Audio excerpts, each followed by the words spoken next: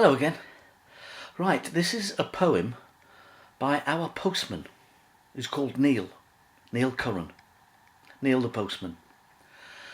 And the poem is called The Village That Died. As an elderly oak, it's about time I spoke of the things that I've witnessed and seen. As the folks first arrived, a place started and thrived in these wonderful pastures so green. Every man lent a hand, using wood, stone and sand, as our beautiful village took shape. With goodwill and respect, people's welfare was checked, meaning no one should need to escape. In the summertime sun, there was happy time fun. There were dances and fetes to arrange. Children played in the wood. Yes, the times, they were good. But I noticed the ill wind of change. Well, the pub, I suppose, was the first thing to close when the brewery trebled the rent.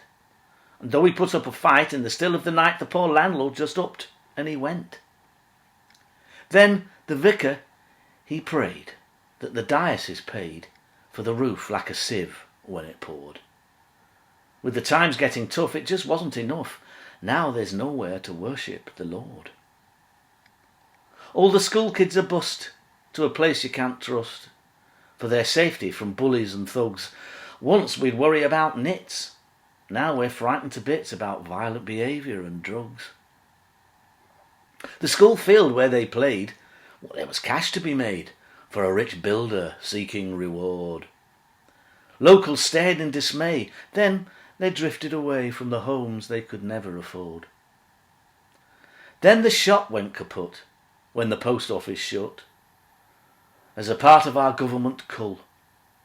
Though between me and you there was often a queue and the post office virtually full. OAPs are now towed some 10 miles up the road just to pick up the pittance they earn.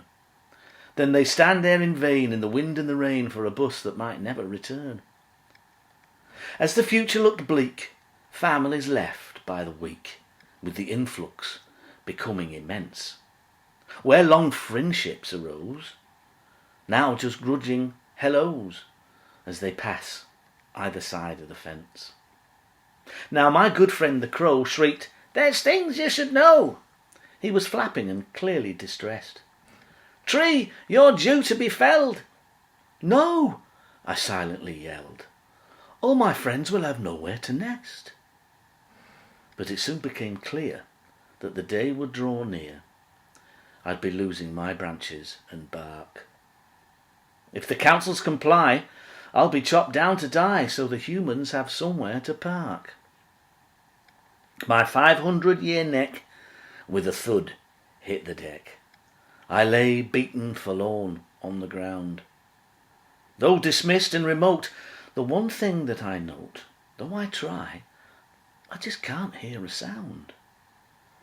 Not a church bell is pealed, no machines in the field, no more bleating of sheep from the flock.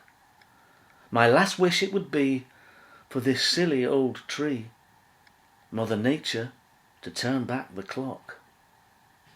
I'd look on from above at this place that I love with a sense of fulfilment and pride. But the world has gone mad. It's so terribly sad that the place that I cherish has died.